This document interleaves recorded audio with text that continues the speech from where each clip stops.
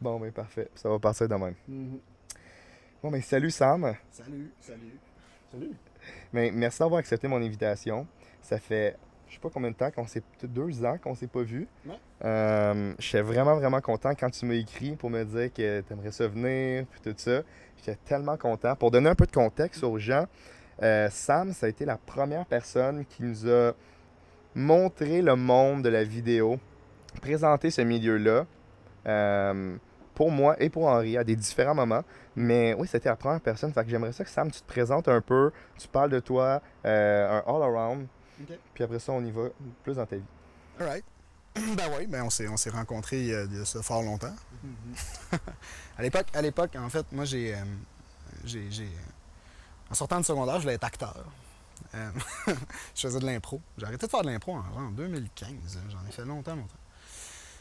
Puis je voulais être acteur, mais quand j'ai été voir un show de l'École nationale de théâtre à l'époque, les acteurs en place, les finissants m'ont dit trouve-toi un plan B. Tu sais. Oh non! Oh, ça part bien, là. Non, mais c'est légitime, tu sais, c'était légitime. Comme. Fait que c'est ça, fait que j'ai décidé d'aller en arts et lettres, profil cinéma, à André Laurando, dès que je n'ai jamais fini. OK. Euh, à Montréal, la grande ville, moi aussi, je venais de la campagne, parce qu'ils viennent de la campagne, là, on se l'est jamais Loin, dit, là. très loin. On vient des champs, nous autres, là. Fait que c'est ça, la grande ville, Montréal, dès qu'en arts et lettres, profil cinéma, je rencontre un prof de photo qui s'appelle Bertrand Carrière, que je salue.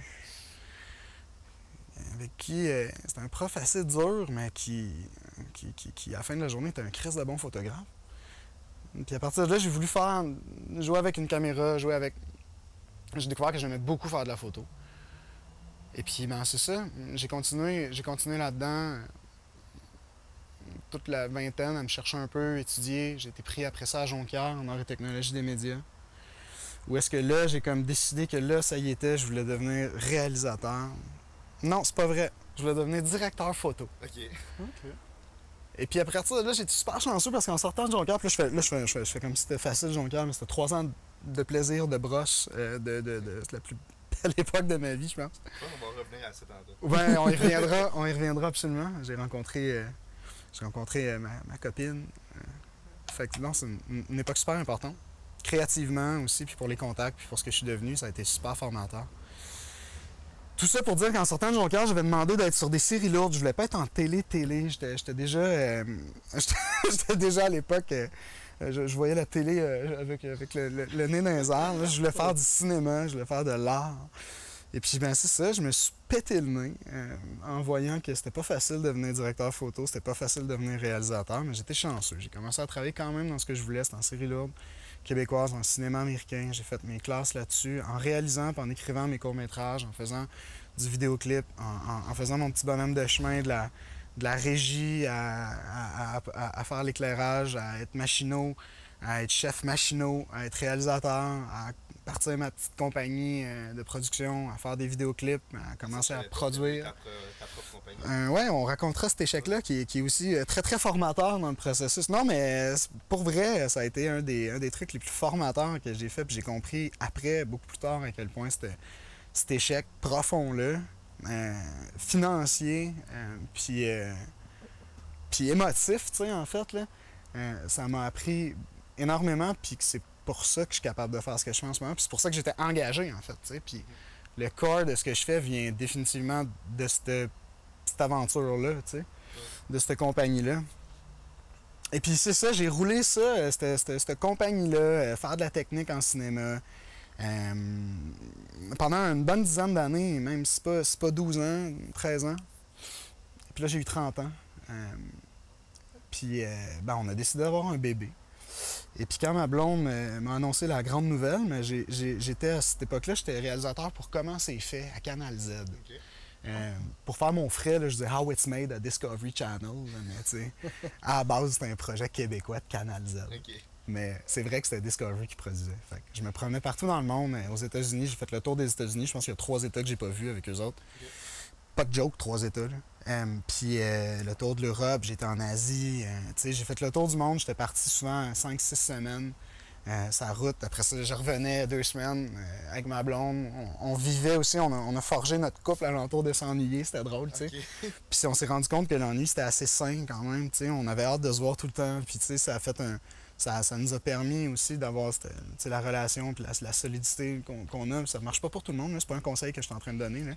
Mais moi, dans mon cas, être loin, être en tournée, faire mes trucs, elle faisait ses trucs, puis qu'on bâtisse là-dessus pendant 12 ans, ça a été bien, bien cool pour nous autres.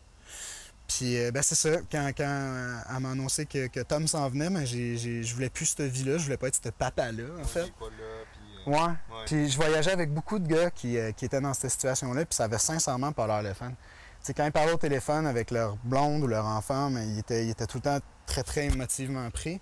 Puis il y avait souvent des engueulades parce que là, la blonde était comme, ça n'a pas de bon sens, tu peux pas être parti tout le temps, puis ben, c'est ça ma job, qu'est-ce que tu veux. Puis j'avais un côté d'empathie pour les deux, tu sais. Mais je voulais pas, par exemple, mettre ni ma blonde ni moi dans cette situation-là. Fait que j'ai appelé un pote à l'époque qui s'appelle Phil Bellumeur, qui était un des associés chez Normal Studio. Puis j'ai dit, écoute, je sais pas trop ce que vous faites, parce que je l'avais rencontré une fois pour pitcher pour les Jeux panaméricains. Il m'avait demandé de monter un bid pour la production des vidéos pour les Jeux Panam. On l'a perdu, mais tu sais, j'ai rencontré le studio, j'ai vu ce qu'il faisait, j'ai vu. Puis j'étais franchement impressionné par ce que lui avait bâti, tu sais, comme bonhomme que je connaissais depuis un bout de temps, que j'avais rencontré à Jonquière. Tu sais, il avait une trentaine d'employés, un beau gros studio dans le Myland, puis je comprenais pas du tout ce qu'il faisait. Mais ça avait l'air beau, tu sais. Fait que je les ai approchés, puis je les ai besoin de quelqu'un, puis ils ont dit, Chris, oui, on cherche un producteur. Puis j'ai jamais fait ça. Puis, puis il dit, ouais, mais tu viens de me remettre une soumission de quelques centaines de milliers de dollars pour faire un tournage. Tu me dis que t'es pas un producteur. Il dit, ouais, on va repasser, tu sais. Je dis, ok, mais peut-être, je mets pas dans ce que vous faites. Puis c'est un learning curve. Fait que j'ai rencontré les autres associés, puis j'étais à l'essai pendant quelques mois, puis après ça, j'ai commencé ce métier-là qui était producteur en design d'environnement immersif. Puis là, j'ai découvert d'autres choses. J'ai commencé à travailler avec l'Orchestre national d'Ottawa, avec HBO, avec des joueurs qui étaient définitivement pas dans ce que j'étais habitué de faire. Mais c'était cool, tu sais, parce qu'on avait le studio, on avait les ressources, on avait l'énergie et la créativité dans ce studio-là pour pouvoir répondre. Fait que moi, j'ai découvert un terrain de sable, j'ai fait comme Chris, c'est du tournage, mais appliqué à plusieurs écrans, mappé sur des buildings, dans des scénographies, dans des trucs. Puis là, je me suis mis à capoter parce que je comprenais tout. Je veux dire, une lens de projecteur à la fin de la journée, ça ressemble beaucoup au concept d'une lens de caméra. Okay. Ta focale, je veux dire, tu vas zoomer, tu vas faire tes trucs. Le langage prend pas beaucoup de temps. Le learning curve n'a pas été si long que ça, quoique, parce qu'il y a quand même une technicalité plus compliquée au métier. Mais moi, j'ai eu plus envie d'exploser le truc. T'sais. Je me suis dit, t'as peu, on peut tout faire, ça veut dire. T'sais. La VR est arrivée un peu en même temps, les game engines sont arrivés un peu en même temps. Fait que là, je me suis mis à triper avec tous les outils que j'avais au studio puis inventer des projets.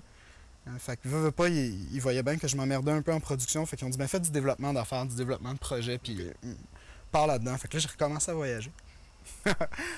Parce que là, j'étais tout le temps rendu justement en Europe, à Los Angeles, à développer des projets, à rencontrer des gens. Puis ça a été ça qui a été le plus cool, en fait, parce que là, c'était de prendre tous les outils qu'il y avait dans le toolbox de Normal, tous mes outils de moi que j'avais ramassés en cinéma, et puis de tout mettre ça là-dedans, toutes mes connexions, tout le networking que j'avais fait, puis se rendre compte que tout ça, finalement, c'est une grosse soupe, tu sais, puis que je pouvais juste la brasser puis créer des projets avec tous ces gens-là, tu sais, puis des gens...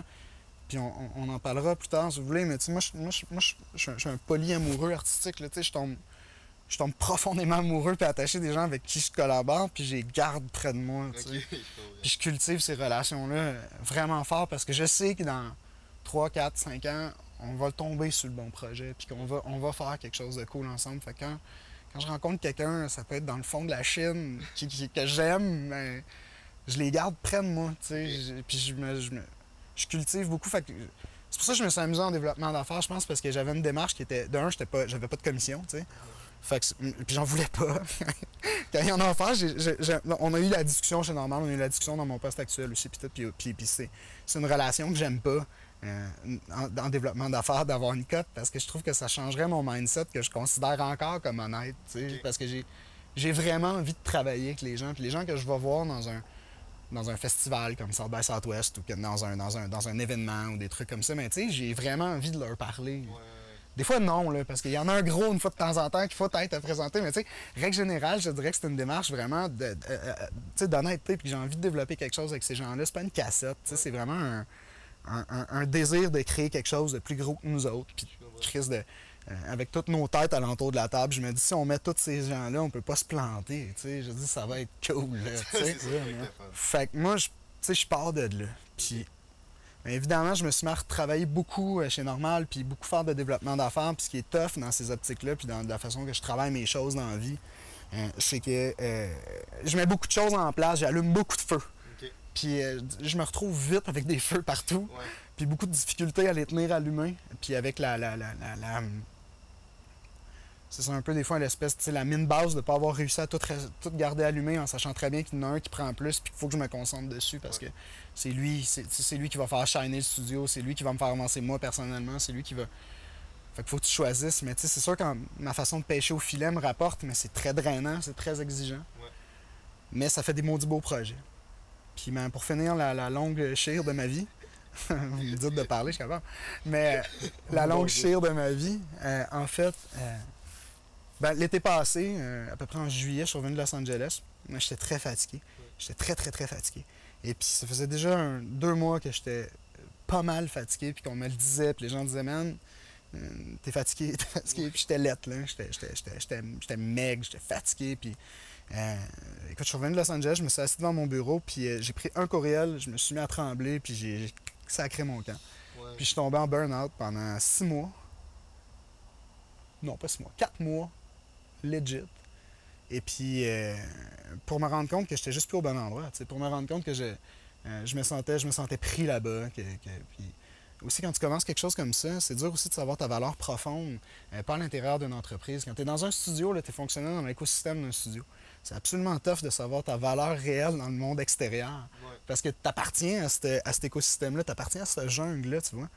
Fait que c'est sûr que c'est facile de se sentir pris dans ce contexte-là. Puis c'est pas de la faute à personne d'autre que toi. C'est que toi, t'as pas été capable de prendre la décision assez vite que t'étouffais dans ce contexte-là. Ouais. Puis comme je dis souvent, je dis, tu sais, c'est... Il y a un de mes chums qui m'avait dit ça une année quand j'étais ado, tu sais, puis je résume cette partie-là chez Normal comme ça un peu. Ça a été, tu sais, quand t'es rendu que tu veux changer la peinture chez tes parents, il est temps que tu crisses ton camp, tu sais. Fait que c'était un peu ça, tu sais.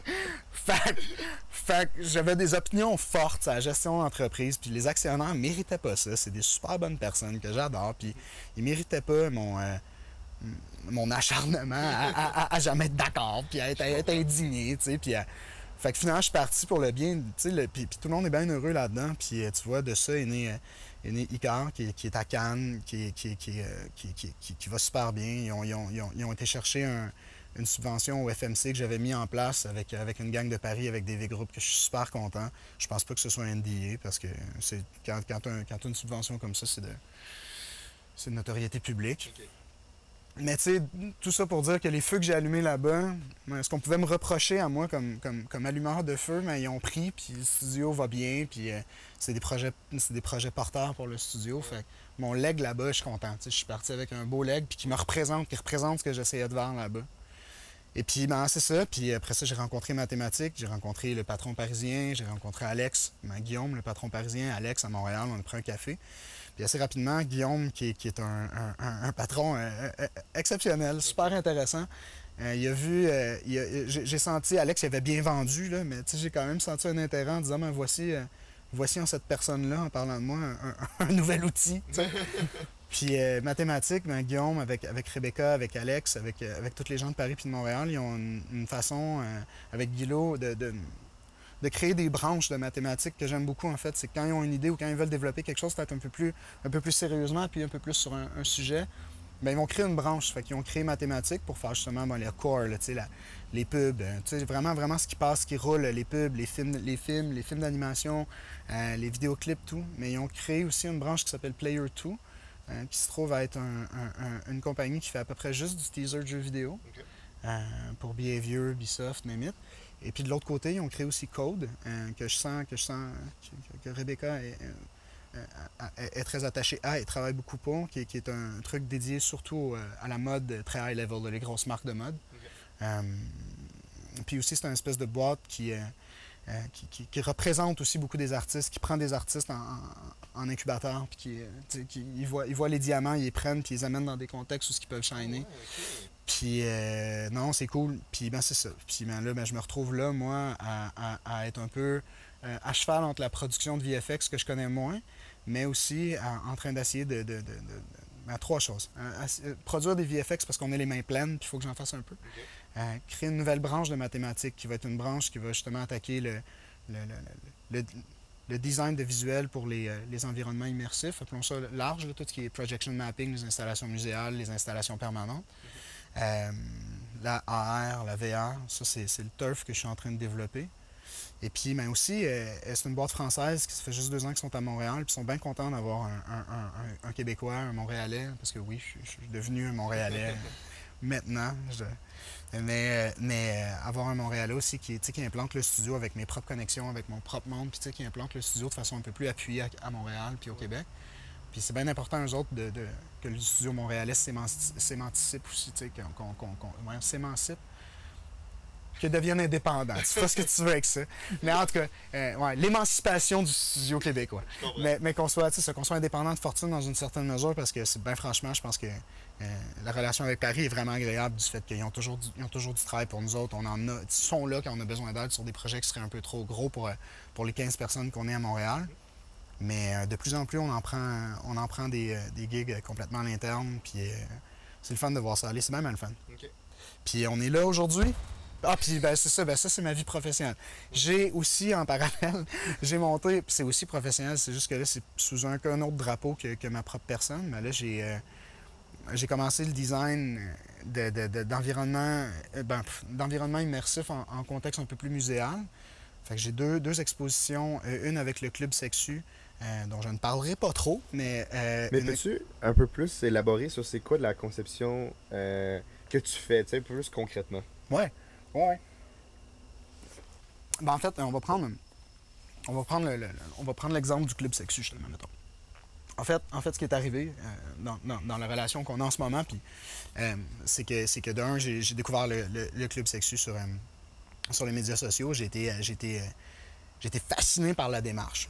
Je les ai contactés pour offrir de l'aide parce que c'est un no-brainer. Et puis en les connaissant, en les rencontrant, on s'est dit on pourrait crafter une expérience muséale. T'sais. Puis moi, comme directeur de création ou comme producteur dans la vie, j'ai souvent ces deux métiers-là se promènent dans ma vie en ce moment, mais il reste que je vois vite de la façon que les choses peuvent s'organiser et être fonctionnelles. Et puis mettre quelque chose au monde pour vrai, pas juste en parler. Ouais. Puis eux autres, je savais qu'il y avait les têtes, puis les cœurs, puis le cerveau, puis tout, pour mener ça à terme aussi. Fait qu'on finalement, ensemble, on s'est assis, puis on a réfléchi à ce que pourrait être une expérience muséale alentour de leur thème à eux. Mais toujours dans mon background à moi, en utilisant l'art numérique, entre autres, tout ce qui est interactif, un peu trouver une espèce de gamification de la chose, utiliser l'intelligence artificielle, beaucoup de AI, puis toutes ces choses-là. Puis là, je ne veux pas trop le vendre parce que c'est encore un truc qui est bien secret. Mais c'est un bon exemple de ce que c'est pour moi conceptualiser une œuvre. C'est très, très high level. Après on va passer la POC aux artistes, puis dire voici les grandes lignes de ce qu'on veut, voici ce qu'on veut que les choses s'organisent. Fait qu'on fait alentour de ça ce que moi j'appelle une espèce de hub de création. On dit voici le corps. L'exposition se trouve à être le diffuseur.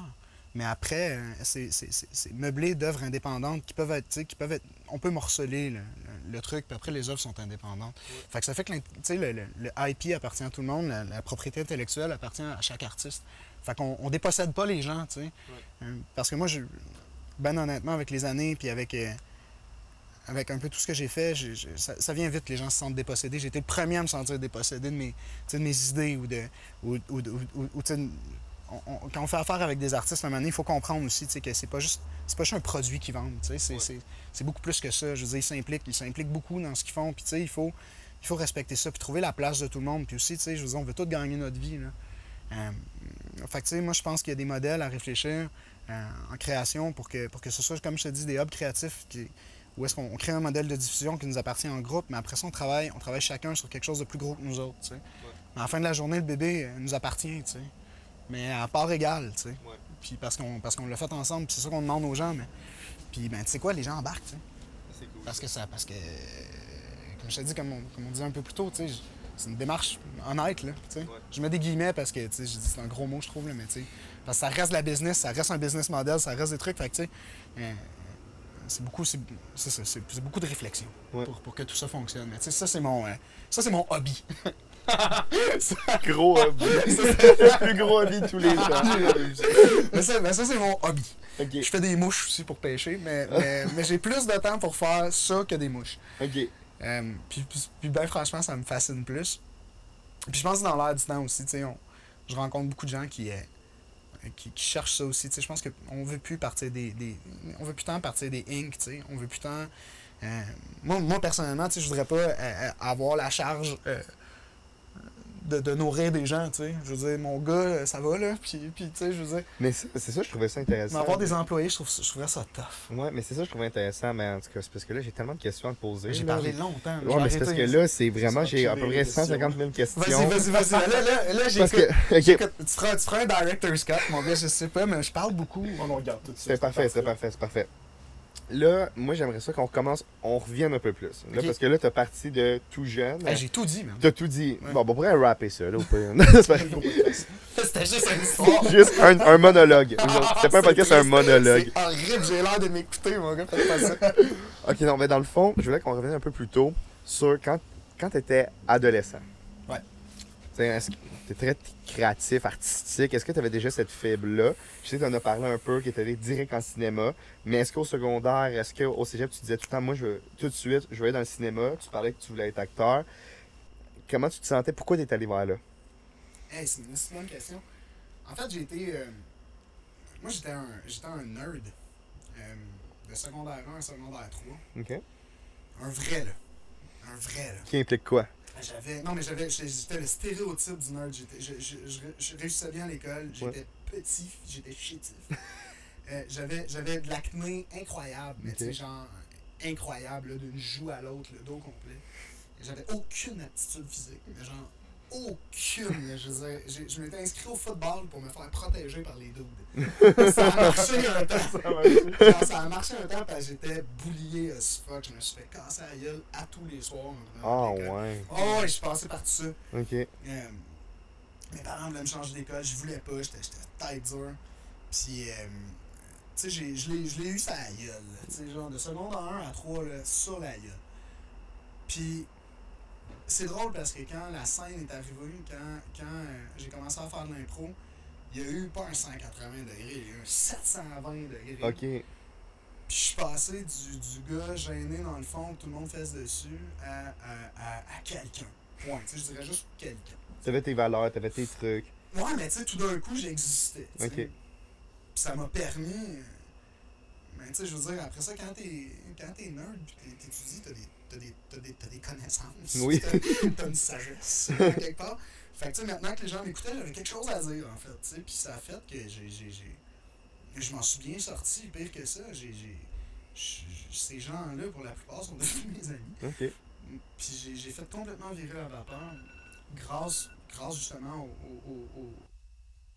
ben ça, tu sais, à l'impro, à la scène, pis à tout, on a perdu Henri Dagenet. Ça, d'habitude, c'est une bouteille de champagne, moi, d'où je viens. C'est bon? Tout est beau, tout va bien. Ouais, c'est ça. Puis ça a tout fait virer. Ok. Fait que, tu sais, c'est sûr que, mettons que si t'es le psy aujourd'hui, Oh, mettons, t'es mon- Ouais, je suis de mettons que t'es même, mon là. psy, Ouais. ben, tu sais, clairement, à ce moment précis-là, là, je pense que j'ai associé la scène et, tu sais, je veux dire, la joie, la réussite, tu sais, l'émancipation, comme on disait tantôt. Fait que j'ai décidé d'aller étudier en théâtre, en cinéma et tout, parce que tout d'un coup, tu sais, j'avais une place. tu sais, Ouais. je faisais partie de quelque chose, tu sais, puis on est des maîtres qui se tiennent en groupe, puis ça Ouais. me prend un groupe, puis là, j'en avais un, tu sais. OK. Puis là, ben, ça m'a permis justement tu sais, mes intérêts sont partis de là, tu sais. Fait que ta question est super bonne en fait, parce que tout est parti de là, tout est parti de la Ok. scène, tu sais. Je comprends. Fait que dès que t'es rentré en impôt, ça a vraiment tout changé, là. J'ai gardé ça longtemps, la scène, comme exutoire, tu sais. J'ai fait de l'impro comme je disais, jusqu'à 2015, mais à partir, je me rappelle plus c'est quoi les dates, mais je pense que c'est en 2009, j'ai commencé à faire du slam jusqu'en 2000. Je sais plus quoi. Mais, tu sais, ça a bien été. Là. Ok. J'ai représenté Montréal au Grand Slam. J'ai eu une belle carrière Oui. de slam, si on peut Un dire slammer, comme ça. man. Fait que, tu sais, j'ai gardé la scène dans une partie de ma vie très très longtemps parce que je sentais que c'était pour moi, ça, c'était pas dur. C'était de la création facile. OK, fait que t'as toujours été, tu sais, artistique, créateur dans l'âme, là. À part en secondaire, entre 1 et 3. Ouais. Ouais, tu sais, j'ai de la misère avec ces termes-là quand même parce que je trouve que c'est. Oui, ben oui, la réponse c'est oui. Je comprends. J'ai toujours eu de la facilité en tout cas pour prendre de la place dans des contextes créatifs. Ouais, ok. Puis j'avais une question vraiment qui me trotte depuis quand même longtemps. Parce que à Chic-San, moi et Henri, on avait commencé à penser à ouvrir à Chic-San. Puis on t'avait posé la question de hey, toi, tu sais, qu'est-ce que t'en penses? Puis tu nous avais dit, hey, les gars, moi, j'irais à Jonquière, au cégep. En ATM, hein? Ouais. Puis je m'en souviens que tu nous avais dit ça, puis moi, j'avais réfléchi. Je me disais, je devrais-tu? Parce que j'avais eu vraiment pas une bonne expérience au cégep. Je me disais, je devrais-tu y retourner, tu sais? Puis je voulais savoir, toi, comment ça s'avait passé. Tu avais dit que c'était les plus belles années de ta vie, mais pourquoi, comment. Quand tu as décidé d'aller là, c'est quoi tu pensais? T'as donné une grosse star? Un réalisateur? Non, ben tu sais, après ça, j'étais jeune, puis j'avais des ambitions. Là. Ouais. Puis on en a toutes des démesurés, je pense. Moi, j'en avais des démesurés. Je me voyais pas à aller, là, mais tu sais, je pensais que ça serait easy come, easy go, tu sais. OK. Mais tu sais, déjà, en arrivant à Jonquière, ce que j'ai trouvé intéressant, c'est que... Puis ça, c'est mon père qui m'avait appris ça assez vite dans la vie, tu sais. Il disait, tu sais, à un moment donné, comment je te dirais? Tu sais, au secondaire, t'es le meilleur, tu vas arriver au cégep, puis il va en avoir 200 comme toi. Ouais. Tu sais, puis après ça, tu vas arriver dans le milieu du travail, il va en avoir 2000 comme toi, tu sais. Fait qu'il y a comme un exercice d'humilité à faire, puis aussi de trouver ta place, tu sais. En arrivant à Jonquière, ce qui m'a fessé dedans, c'est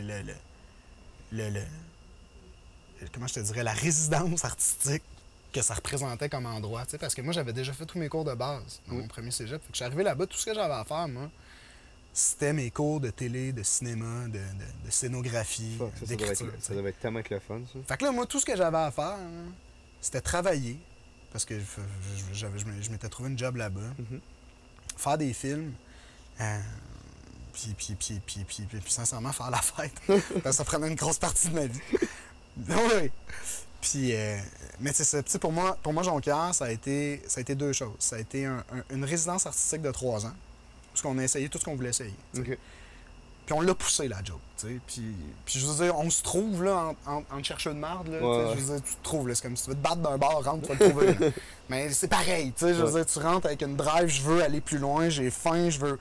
Ben, tu vas le trouver comme toi. Là, fait qu'on s'est trouvé. Puis là-bas, mais pour moi, ça a été ça. Ça a été une résidence artistique de 3 ans, mais aussi ça a été le premier développement d'affaires de ma vie pendant 3 ans, parce que les personnes avec qui j'ai travaillé là, je nommais Philippe Bellumeur tantôt, qui m'a engagé quand j'ai décidé de changer de métier complètement, mais je l'ai rencontré à Jonquière.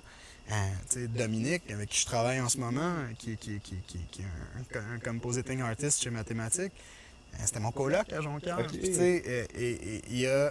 Il appelait ça la mafia TM à l'époque, mais c'est vrai, quand tu sortais de Jonquière et tu arrivais à Montréal, t'étais pas tout seul. Okay. Tous ceux qui te précédaient, genre 10 ans avant toi, là, quand tu disais que tu venais de Jonquière, ils disaient je vais te trouver une job. Trouver une job. Ça, c'est nice. Puis je te dis, je l'ai fait, moi, pour beaucoup de personnes de Jonquière qui sortaient, puis j'ai rencontré sur des plateaux, puis à 2 stagiaires égales, j'ai toujours pris celui de Jonquière, parce que on se protège, tu sais, puis on s'aide. Puis tu sais, moi, ça a été ça en partant, puis tu sais, je me suis fait offrir cette perche-là en rentrant à Montréal, en rentrant dans le milieu du cinéma. Puis maintenant, je le fais encore. Je rencontre quelqu'un de Jonquière, j'ai un attachement émotif. On est la mafia TM, puis on se protège, puis on s'aide. Puis tu sais, ça reste, ça. Je comprends. Puis quand tu finis tes 3 ans de cégep, comment ça se passe? Est-ce qu'ils t'envoient tout de suite faire un stage? Oui, ils t'envoient faire un stage. Après ça, moi, je faisais partie. J'ai toujours fait dans ma vie partie de l'ancien programme. Okay. Moi, je suis le chanceux qui a suivi le nouveau programme dans le cul, dans tout ce que j'ai fait toute ma vie. Okay? Fait que, tu sais, au primaire, au secondaire, tu sais, j'étais juste avant Internet, moi, genre, tu sais. Pour vrai. Puis, tu sais, à Jonquière, par exemple, je tournais encore avec des trépieds Mitchell en bois, avec des Betacam SP, avec du Betacam dedans. Nous autres, vider la clé USB, là, j'ai l'air vieux en tabarnak. Parce que, à date, j'ai juste compris le mot trépied en bois. Vider une Betacam SP, là, c'est une caméra longue de même avec une cassette physique dedans.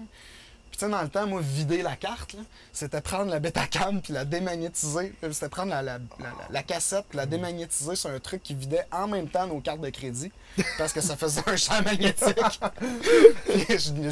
On n'avait pas de carte de crédit, même, on était au cégep. Mais tout ça pour dire que ça a été, tu sais, puis après, ils ont rentré les premières caméras numériques, ils ont rentré les RED quelques années plus tard, ils ont, tu sais. Puis, mais tu sais, moi, j'ai appris à monter analogue, tape to tape, tu sais, genre, puis... Fait que, tu sais, maintenant, je sais pas trop qu'est-ce qu'ils font, mais oui, tu sais, il reste que le concept, c'est tu t'étudies là-bas 3 ans, et ils t'apprennent ce qu'ils peuvent, là, autant que brosse se peut, puis après ça, puis après ça, tu t'es lancé dans un stage, puis hope for the best. OK. Ouais. Puis quand tu rentres sur un stage, est-ce que c'est déjà des grosses productions? Parce que on avait parlé avec une école qu'eux, ils me disaient que c'était des stages genre à VRAC TV, puis des gros postes comme ça, comme au Québec, que c'était là-dessus tu faisais ton stage, puis tu avais une bonne chance de faire engager après. Oui, les stages, oui, c'était comme ça. Est-ce que c'est ça qui t'est arrivé? Oui, c'était comme ça. Tu t'es fait engager à ton stage après? Ou, Pas vraiment. En fait, moi, j'ai été sur un stage sur une émission qui s'appelait... Hey, c'était quoi, Sti? C'était toute la vérité, j'ai vraiment travaillé là-dessus. C'était quoi? Hey, c'était un soap, là. Genre, c'était pas bon, là. En tout cas, pas important. Tout ça pour dire que il y avait une productrice... Vu que tu viens juste de dire que c'était pas bon, on va pas y nommer. C'est pas le faire, hein? Mais non, mais il y en a eu des mauvais shows, là. Puis, il y avait une productrice qui travaillait là, qui m'a remarqué en stage.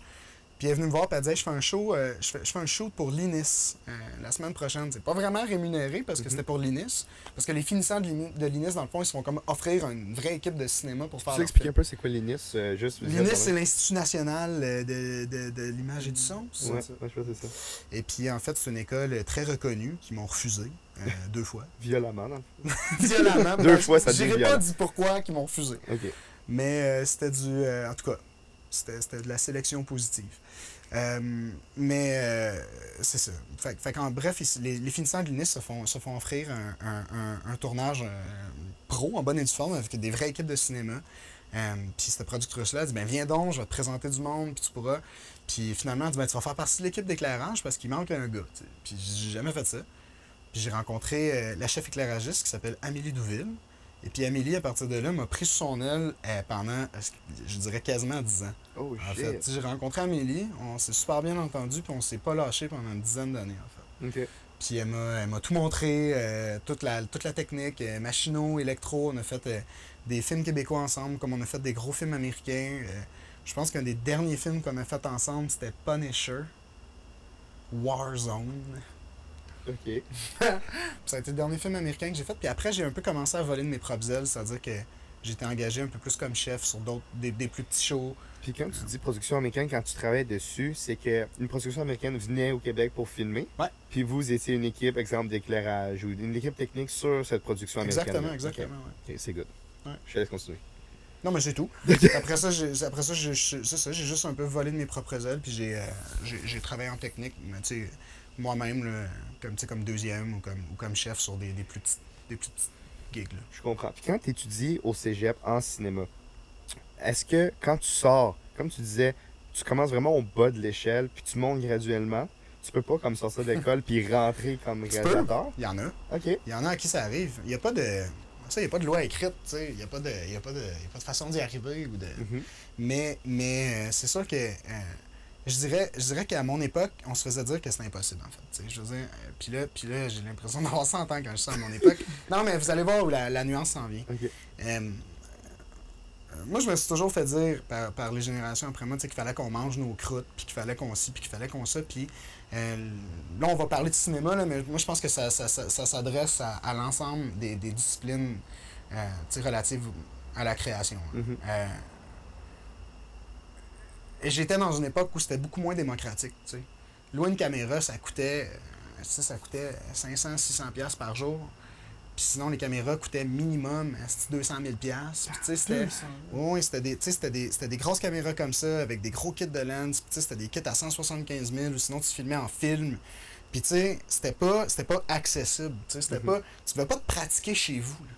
Tu pouvais juste écrire, espérer que ça soit bon, puis que quelqu'un va t'aimer en asti. OK. Puis tu sais, tu pouvais juste vraiment là, te donner. Puis tu sais, ça a fait que moi, je me suis dit, sais, puis là, c'est moi, puis je vais faire un loop avec les générations qui sont après moi. Moi, j'ai dit, je veux pas aller à l'université, je veux travailler, je veux le faire, tu sais, je veux le vivre. Puis moi, j'ai commencé à régie, j'ai commencé dans le bas de l'échelle, j'ai changé les poubelles, je me suis fait dire des écœuranteries pas fines par des acteurs puis des réalisateurs, puis tu sais, je l'ai mangé, là, j'ai fait mes classes, comme ils disent, tu sais, j'ai payé mes 12, mon gars. Mais je pense pas qu'on a besoin maintenant de faire ça. OK. Parce que il y a quelque chose que la génération des milléniaux, entre autres, est en train de prouver, c'est... Moi, ça nous a tous pris à la gorge quand cette génération-là est arrivée sur le marché du travail en disant « ben moi, je vais être réalisateur ». Puis on disait « ouais, bonne chance », puis il partait avec son Kodak, puis il le devenait, tu sais. Oui, c'est ça. Parce que la différence, c'est que c'est accessible. Tu peux te pratiquer, tu peux... Puis tout est dans ça, tu sais, je veux dire, c'est practice makes perfect, man, tu sais. Puis nous, on n'avait pas accès à ça à l'époque. Fait que c'était beaucoup plus... c'était beaucoup moins démocratique. Fait que, tu sais, moi, je dirais que maintenant... Puis en plus, tu sais, que les générations qui me précèdent sont pas mal plus effrontées puis pas mal plus révérencieux parce que ça se peut. Ouais.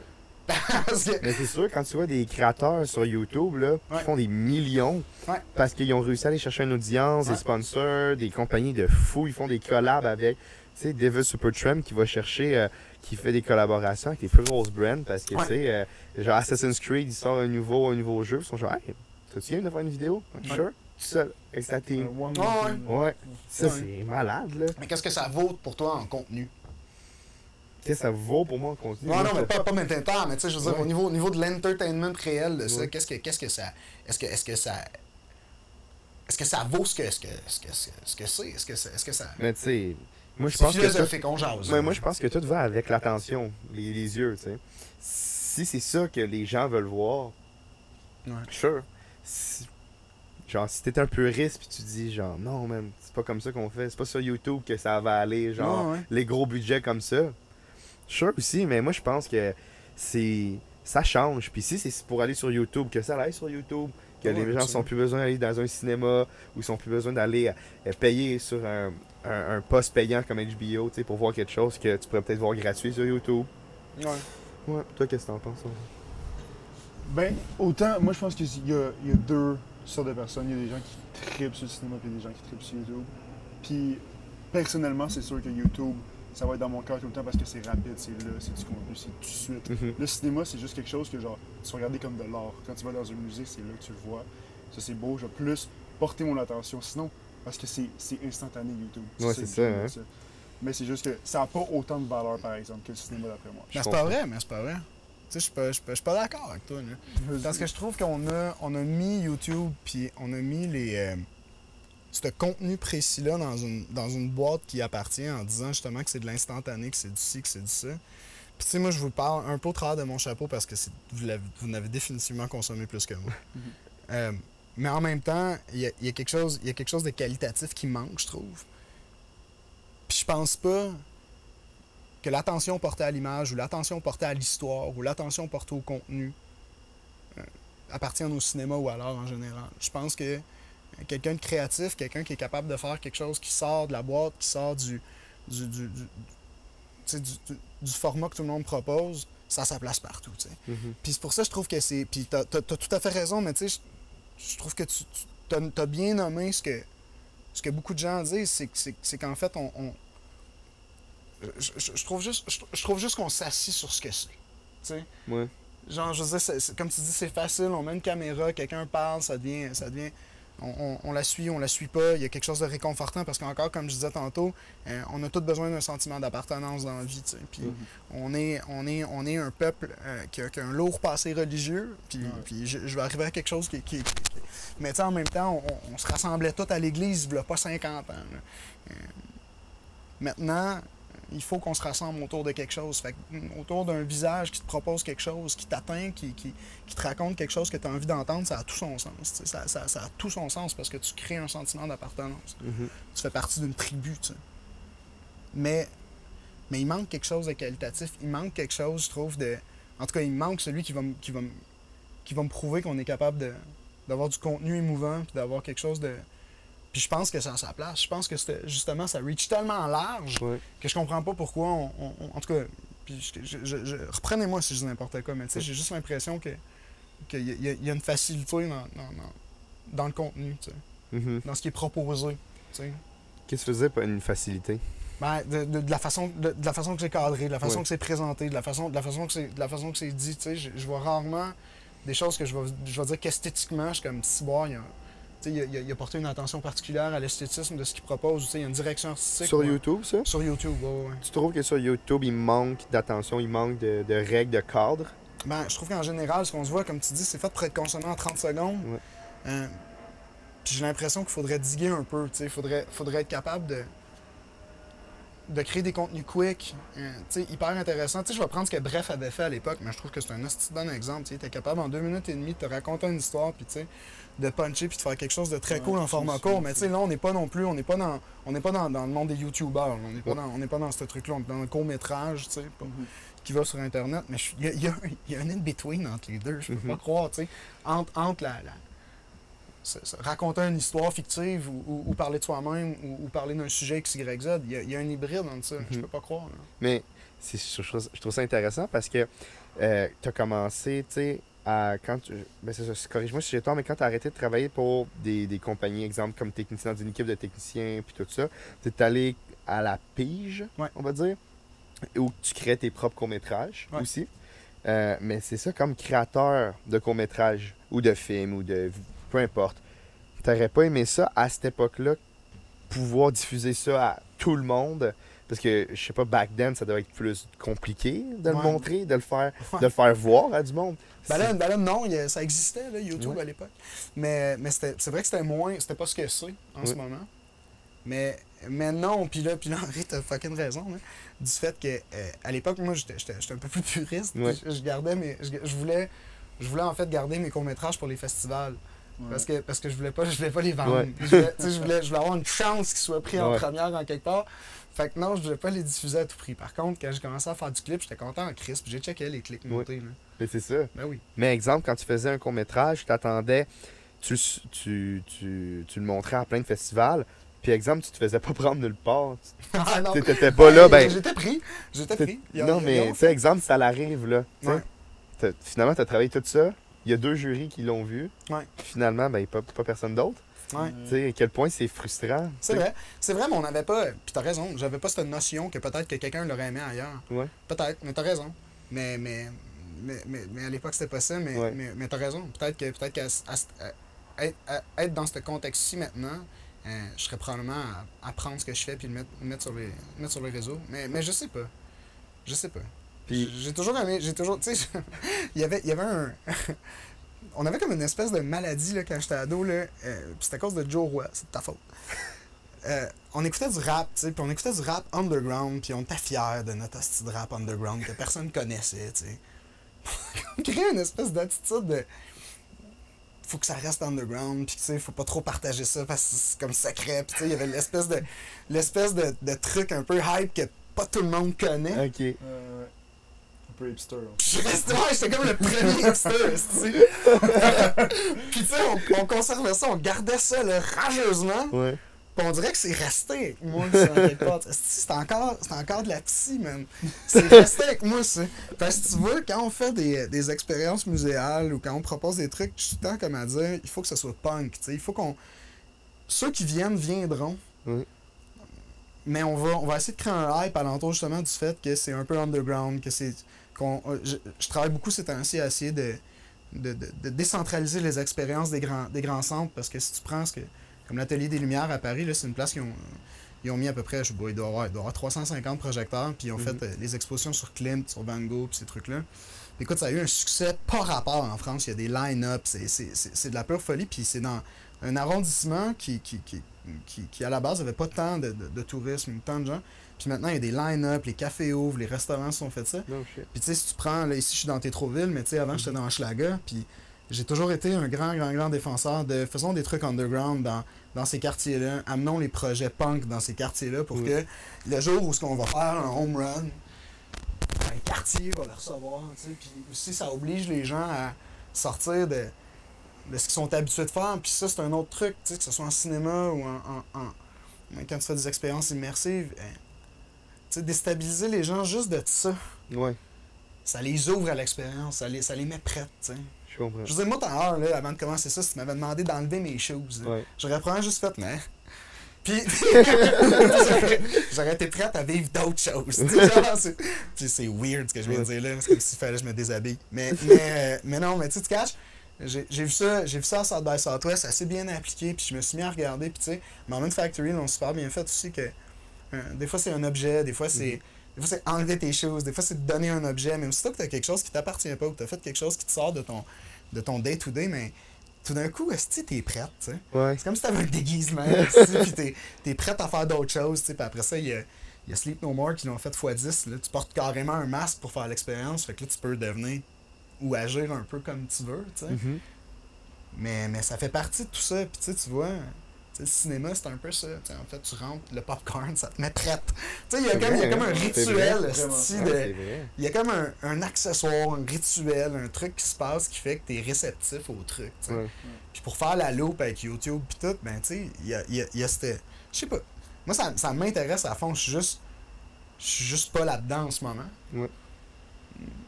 Puis c'est sûr que c'est un format qui de façon très très simple, ma génération est passée un peu à côté. Tu sais, je regarde TikTok puis je comprends fuck all. Je suis fuck all. Là. Ouais. Je suis fasciné en fait, ça me fascine. Genre, je tombe comme en hypnose comme ça. Puis en plus, man, c'est fou. Là. Je checkais des reviews qui parlaient des plus gros créateurs en ce moment. Tu sais, quand ils font un brain deal, ils peuvent passer au-dessus des 150 000 pour un TikTok. tu sais. Ouais. Ça a aucun sens, là. Ah, c'est fascinant. Hey, c'est Ça fou. fait des c'est millions fascinant. par année. Là, c'est ça. Mais ils good ont for 17 them. ans. Ben, c'est Good ça. for Moi, je them. trouve ça sick. Good for them. C'est juste que c'est pas un. Mon gars ferait ça, je serais fier de lui. Mais après ça, moi c'est sûr que. Tu sais, moralement, j'ai de la misère à comprendre tout ça. Puis tu sais, c'est correct que je comprenne pas tout. Tu sais, je vieillis de même là, aussi. Ouais. Genre, tu te dis, je comprends pas, mais hey, c'est pas la première affaire. Mais en même temps, j'essaie de comprendre. J'essaie de. Mais je trouve ça fascinant. Je trouve ça fascinant. Ouais, je comprends ce que tu veux dire. Ouais. Parce que, admettons que tu es un créateur, puis tu crées du contenu, puis ça prend du temps. Ouais. Que là, tu vois que genre, il y a des kids qui font juste des danses, puis qui te font genre le trip des. Le Ouais, 100 millions de fois plus de views que toi. Ouais. Il y a de quoi qui vient me chercher quand même aussi là-dessus. Là. Ouais. Ah, je sais, mais après, tu peux pas. Tu sais, ça veut quand même dire que les gens ont besoin d'être sortis de leur routine, ont besoin de voir des trucs, puis je veux dire, quand tu tapes dans quelque chose, puis peu importe c'est quoi, tu sais, je veux dire, c'est fascinant quand même. Non, mais ils vont regarder ça dans une couple d'années, ces trucs-là, puis il y a des études à faire là-dessus, là, c'est fascinant. Là, Vraiment. c'est fascinant, puis comme tu dis que le cash vienne avec, après ça, on dirait que c'est normal dans un nouveau média, dans une nouvelle affaire, tu sais, que ça explose, puis qu'on... Ça m'imprègne. Je veux dire... Corrige-moi si j'ai tort, mais t'as l'air d'être vraiment plus pour les... qui est à l'inverse des jeunes. Vraiment plus pour la culture, plus pour... c'est ça, plus on y va pour la culture que pour... OK, on veut faire des views.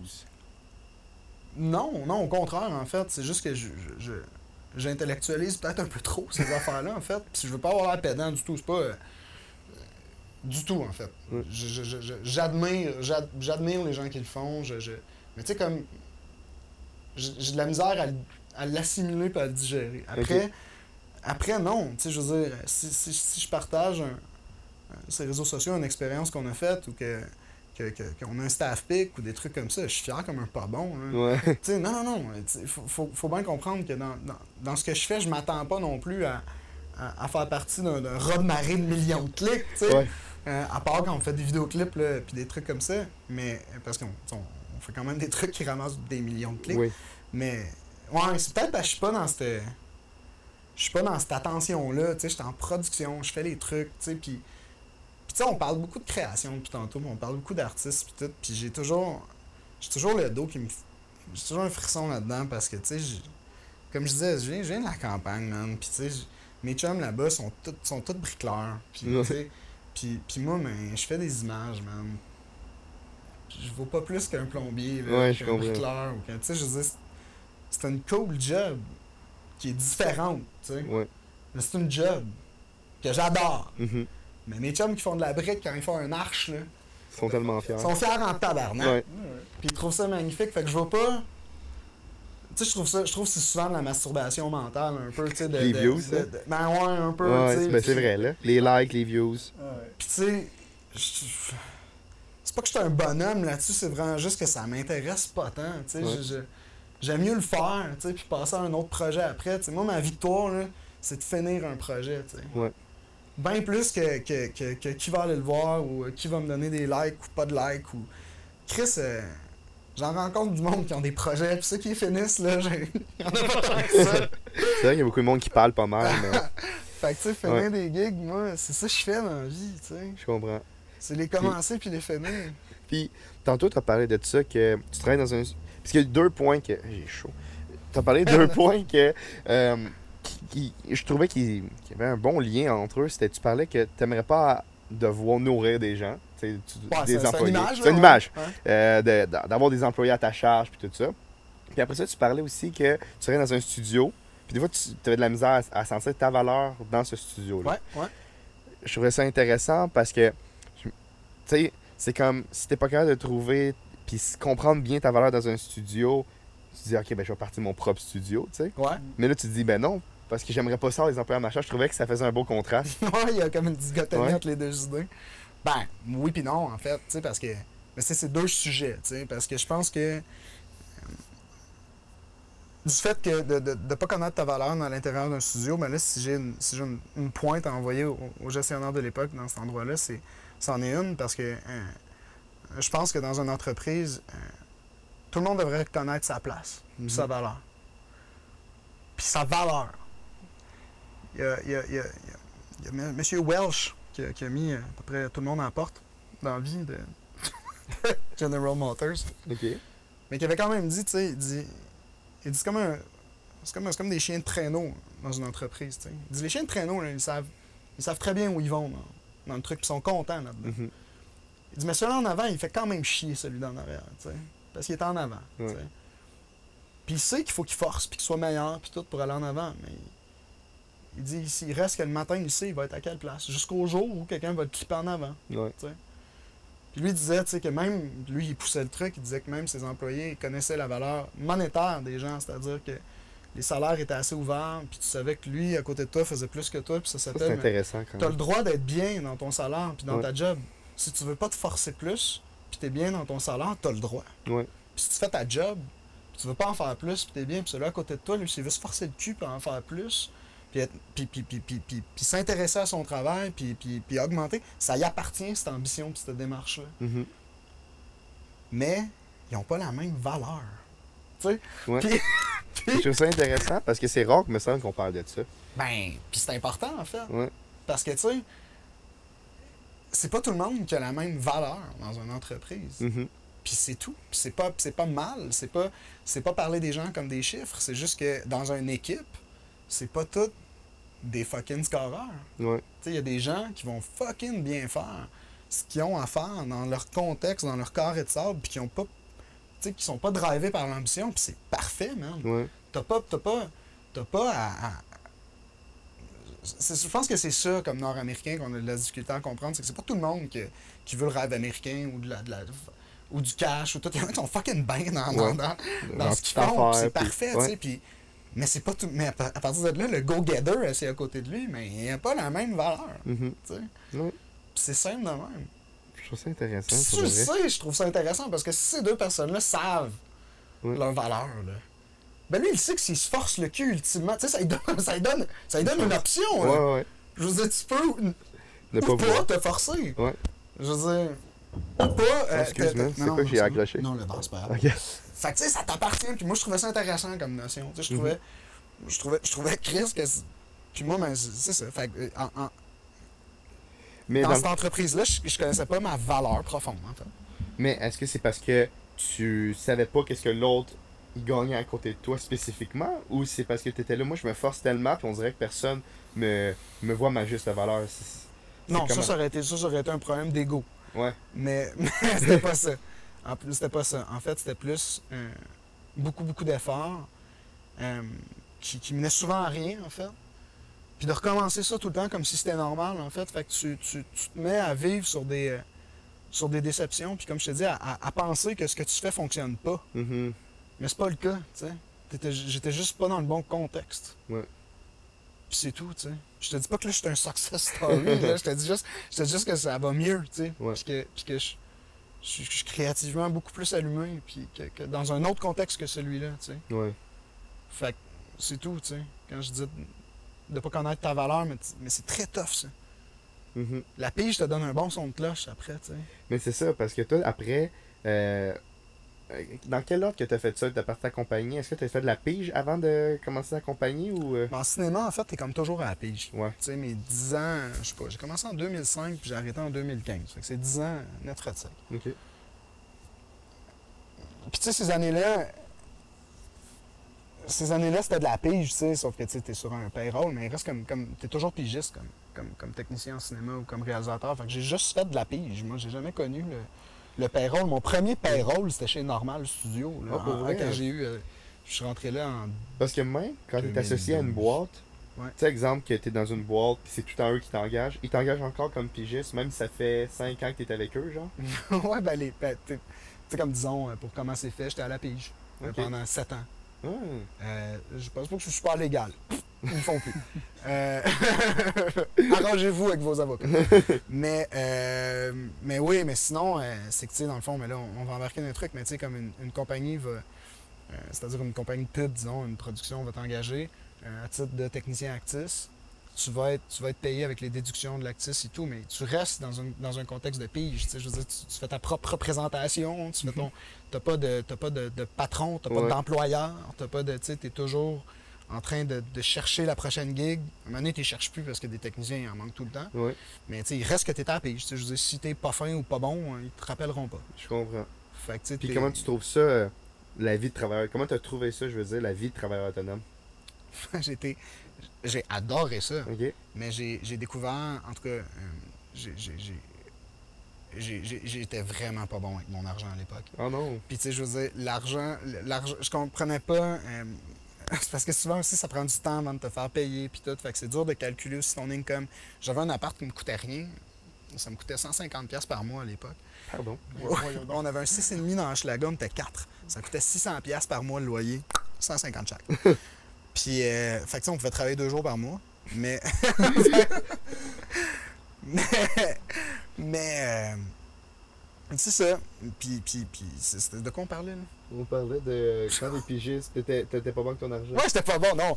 Non, c'est ça. Puis j'étais vraiment pas bon, en fait. Tu sais, moi puis j'étais encore comme ça un peu, je m'améliore là, avec l'héritier, là, faut que je sois un peu meilleur.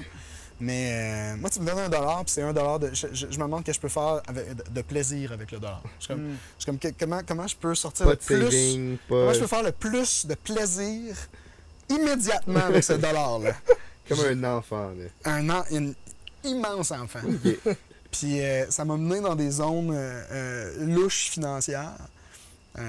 Puis c'est ça, mais tu vois, maintenant, j'ai bien jonglé après ça, avec les années, là, à force de me faire taper ses doigts puis avoir des moments d'impôt difficiles. Oui. Très difficiles. Tu sais, c'est ça, j'ai appris à gérer mes sous, mais aussi, je pense que c'est ça, j'avais un mode de vie qui... J'ai comme jamais changé mon mode de vie. Je fais à l'envers, moi. J'ai commencé avec un mode de vie, genre comme si je faisais des sous. Puis j'en avais pas. Mais là, je l'ai juste gardé le même jusqu'à temps que j'arrive dans la vie, genre. Fait que là, je suis comme ben, je relaxe. Genre, je peux me permettre, Je comprends. 2-3 bébelles. Mais c'est ça, ouais, j'ai Ok. comme... ouais. Puis après ça, t'as ouvert ta compagnie. Ouais. En 2015? Je me rappelle plus, non, ça c'est genre 2011, Ok. je pense. Puis Chose de pourquoi, explique-moi cette expérience-là. Pourquoi ça a été un échec de tout bord, tout côté, une tempête? En Qu'est-ce fait- qui s'est passé? En fait, petite histoire, là, on a parti ça un groupe là, à l'époque, quelques personnes ensemble. J'avais juste laissé en mon nom, ceci dit. Je l'avais incorporé, mais j'étais le seul président, propriétaire, directeur général. Ok. Puis on s'est mis à avoir des gigs intéressantes puis régulières, un peu comme vos clients, vous autres. Là. Ouais. Que je nommerai pas parce que c'est pas dans le contexte du podcast. Non, mais là, à un moment donné, c'est pas pour dire qu'on est bon. Non, Mais c'est ça. Maintenant. Mais tu sais, on avait des clients récurrents, on s'est mis à s'équiper pas mal. Ok. On a acheté beaucoup de gear. Puis là est venu le bout tout ce qu'on disait, ben, ça passe, ça casse, on saute ou on saute pas. Je suis pas mal, je me suis retrouvé un peu à être le seul à avoir l'idée de faut faire le jump en parachute. T'sais, pas de parachute. Qu'est-ce que tu veux dire plus concrètement, le gars? C'est-à-dire Je pense que je sais vraiment de quoi tu parles. C'est-à-dire de dire je fais plus rien d'autre que ça. OK. T'sais. Puis ça impliquait quand même un leap of faith, puis de dire on le fait ou on le fait pas. Puis là, ben, comprends bien qu'on avait acheté tout l'équipement, là, tout était pas payé. On avait emprunté, on avait eu un fonds, une espèce de marge de crédit pour l'entreprise, puis on avait acheté du gear. Puis ça se repayait bien, mais tu sais, comme ça. Puis à l'époque, j'étais encore pas très bon avec l'argent, quoique l'argent de la compagnie, j'étais beaucoup plus... tu sais, je mettais les trucs de côté, je mettais les... Très assidu. Je payais les trucs, c'est ça, puis tout. Mais on a quand même eu une bonne curveball d'impôts. OK. Puis, c'est ça. Fait que ça a comme un peu scellé le deal, disons, parce que les autres se sont plus intéressés au truc, mais moi, j'y tenais. Fait que j'ai mergé tout ce qui était ma pige à moi dans le Inc. Puis bref, je me versais à l'époque. Faites pas ça, OK? Ça, c'est ça qu'il faut pas faire. Je me versais des dividendes, OK, à côté. Attends, juste pour expliquer là, aux gens qui savent pas c'est quoi des dividendes. Là. Normalement, des dividendes, c'est à la fin de l'année. Ouais. Quand tu as fini Ouais. de payer tout, là, puis de mettre des placements de côté, tout, Ouais. tu te verses de l'argent. Après, tout, s'il en reste. Si. Fait que moi, mon salaire, c'était des dividendes. Genre aux 2 semaines. OK? Fait que ça a chié sur un pas pétant. Genre, sur un pas pétant. Fait que j'ai. T'as genre tout sucé l'argent de la compagnie. Ah, pour les 5 ans à venir, là, je veux dire, pour les impôts, tu sais, genre de... Puis c'est ça. Puis, fait que ça a fait que je me suis retrouvé dans la dèche, au bord de la faillite, au bord de plein d'affaires. Je sais même pas comment, tu sais, ma blonde m'a aidé monétairement et mentalement dans la crise parce que c'était pas facile. J'avais l'impression de m'être planté, d'avoir tout raté, puis en plus, à l'époque, j'avais l'impression de pas être à la mode parce que les réalisateurs de mon âge commençaient à bien aller, puis ça faisait du clip, puis de la pub, puis... Puis t'avais quel âge à peu près à cette époque-là? Je devais avoir 24, 25 ans, Ok. quelque chose de même. Puis j'ai payé jusqu'à 32 ans. Genre, tu sais, oui. j'ai payé cette erreur-là, là, je veux dire, de ma poche. Là. Ouais. Puis c'est pas de la faute des gens à qui je l'ai appartient. Hein. C'est vraiment à partir du moment où j'ai décidé de merger mes affaires en moi avec ça, puis de me verser des dividendes, puis de faire des trucs tout croche, Mhm. puis de pas comprendre la dynamique de tout ça. J'avais pas un excellent comptable à l'époque non plus. Fait que quand j'ai mis ça dans les mains d'un comptable, parce que je sentais que la dèche s'en venait, il m'a dit écoute, il faut qu'on mette ça droite, sinon ça va chier tantôt. Fait qu'on a tout remis droite, mais sur 5 ans. Quand même. Fait Hein. qu'on a tout remis droit, puis j'ai payé. J'ai payé beaucoup de dizaines de milliers de dollars. OK. Puis tu vois, tu sais, au travers de tout ça, comme je te disais tantôt, tu sais, au début, je disais, je vais pas été à l'université parce que je voulais faire de la régie puis apprendre. Là. Ouais, Ben, c'est ça que j'ai fait. Nice. Puis genre, mes dettes, il y en a qui ont des dettes d'études, là. Moi, j'avais des dettes d'épais. Puis mais, mais tu sais, pour vrai, on dirait que je trouve ça quasiment moins pire maintenant que tu le mets de même. Ouais. Pour vrai, là, sans Non, farce, mais, là. tu sais, je veux dire, je me suis planté big fucking time. Mais le potentiel d'apprentissage, puis tout ce que j'ai sorti de là, puis la résilience, puis apprendre aussi à put ton shit together, man, puis aller travailler, puis remettre les affaires drettes, puis... Fait que, tu sais, ça a été fucking formateur, tu sais. C'est clair. C'est clair. Il y avait la bébête, moi aussi, je focusais dessus depuis tantôt. Ouais. Puis tu sais, c'est ça. Mais après ça, moi, je suis chanceux. Tu sais, je viens pas d'une famille riche, du tout. Mais je viens d'une famille qui m'ont supporté tout le temps dans tout. Tu sais. Au meilleur de leur capacité financière et émotive. Tu sais. Mais tu sais, dans cette époque-là, tu sais, c'est ça. Écoute, on est résilient, man. Ben oui. On passe au travers des trucs, tu sais. C'est nice, ça. Puis c'est après ça, après tu as continué à faire de la pige un peu, puis après ça, t'es rentré chez Normal. Je suis rentré chez Normal, je commençais à... Non, mais c'était fini depuis une année ou 2. J'avais recommencé à faire de la technique un peu pour payer, parce que là, Ben oui. c'était ma façon la plus facile d'aller payer Bill, puis j'aimais ça en même temps, tu sais. Ouais. J'ai toujours aimé les plateaux. Puis, ouais, c'est ça. Puis après ça, je suis rentré chez Normal, puis là, j'ai découvert le payroll, c'est-à-dire beaucoup moins d'argent, mais étendu. Ouais. Puis, c'est ça. C'est ça. À partir de là, je suis devenu un heureux salarié. Cool. Puis là, c'est ça, t'es rentré chez Normand en tant que producteur. Mhm. Puis ça, c'est toujours la première fois parce que quand on a eu une rencontre, on était venu chez Normand, je m'en souviens. Ouais. Dans les débuts. Dans les débuts, tu sais, on commençait, puis on voulait avoir des conseils, on voulait t'en parler de différents trucs. Puis je me rappelle, je te jure comme c'était hier, là. Et c'est là que j'ai catché, c'était quoi, genre, une compagnie, genre un studio, qui font de l'art, genre. J'étais là comme, fuck, man, ils ont du fun! J'étais là, genre, moi, on est arrivé pendant, genre, la pause du midi, tu sais. Puis jouer au ping-pong, ouais, non, c'est ça. au baby-foot. Il appelait ça être en render. Encore à ce jour, on est là, on va avoir une table de ping-pong, nous autres. Ouais, je te jure, c'est à cause de ça, on se dit, man, premier studio, il y a une tête de ping-pong dedans, c'est c'est bon, Il n'y a clair. rien d'autre que Il y a- ça. Ben, tu sais, Bien. mon gars pense encore que ma job, c'est jouer à des jeux vidéo. Parce que quand il venait, c'était des parties, puis on installait des projecteurs avec Ok. des jeux vidéo. C'est quand même vraiment drôle. Ouais. Mais c'est ça, mais là, c'est en fait, je fais genre, ok, c'est bien nice. Puis moi, je me rappelle la première affaire que j'ai pensé, j'étais genre, man, c'est qui? C'est à qui ça, genre? Ouais. C'est à qui, tu sais? Ouais, ouais. Puis ça m'avait tellement fasciné. Puis que là, en ce moment, je me sens tellement choyé parce que je me dis, ah, mais c'est ça que je veux, tu sais. C'est avoir un Mhm. studio comme ça. Ouais. Puis bref, ça, c'est une parenthèse, mais tu nous avais expliqué que toi, t'étais producteur, puis t'étais en train de produire, donc dealer, négocier, organiser les contrats qui s'en venaient, tu sais. Ouais. Fait que tu peux-tu expliquer c'est quoi le métier du producteur? Producteur, parce que c'est flou. c'est. J'espérais que tu me le demandes, mais Ouais. c'est. T'as raison quand tu dis que c'est flou. Parce que moi, au début, on s'est cherché, moi puis Henri, tu sais. Parce que les deux, on filmait les deux. Puis là, à un moment donné, on se pilait ses pieds quasiment, tu sais. Là, on était là, c'est qui fait ça? C'est qui fait quoi? Puis après ça, qui répond au client? Ouais. C'est qui parle au client? Qui négocie? Puis là, je dis, ah, moi, j'aime ça finalement. J'aime plus ça. Fait que là, après ça, je sais comment ça s'appelle cette job-là? Parce que je me sentais quasiment comme une secrétaire, tu sais. Ouais, je comprends. Puis j'étais là, mais je suis pas une secrétaire, Avec là, un je le sais. 800 clients. Là, c'est ça, puis là, je suis là, non. Puis après ça, j'ai checké, puis j'ai compris que c'est un producteur. Puis après ça, j'étais allé chercher sur YouTube, sur Google, genre, la définition d'un producteur, puis c'est toujours méga flou. Fait que C'est si pour absolument quelqu'un qui nous écoute, tu sais, c'est quoi être un producteur? Mais écoute, on peut peut-être partir dans la. De un, là, c'est relatif à chaque endroit. Oui, On va partir de là, OK? C'est relatif à chaque studio. C'est relatif à chaque agence. Oui. Ils vont avoir des... tu sais, si t'es producteur en pub, tu vas avoir des tasks précises pour la pub. Mhm. Si t'es producteur en vidéoclip, tu vas avoir des tasks précises. Tu sais, fait que là, déjà là, tu viens d'exploser le métier de producteur Oui. selon le médium ou selon le média que tu utilises. Mhm. Fait que déjà, c'est bien compliqué.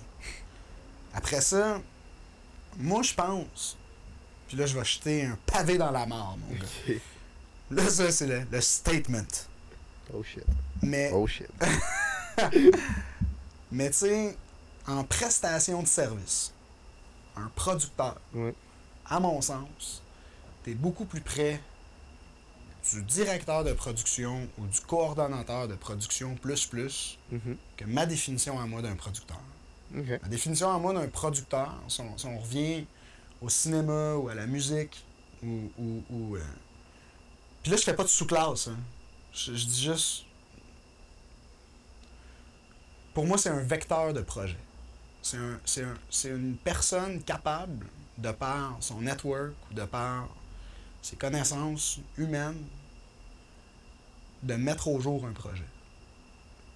Puis de le faire vivre, tu sais. Je me sens quasiment mieux maintenant que tu dis ça parce que c'est tellement charmant, tu l'as tellement mis noblement. Que... Non, mais ça, pour moi, Pour c'est le métier de producteur. C'est être Mhm. capable de prendre des artistes ensemble, puis de faire quelque chose qu'ils ont tout envie de faire, puis de créer une œuvre, de leur permettre, de nous permettre tout le monde ensemble, de dire, je pense qu'on peut le mettre au monde ensemble. Mhm. Pour moi, un producteur, c'est juste ça que ça devrait faire.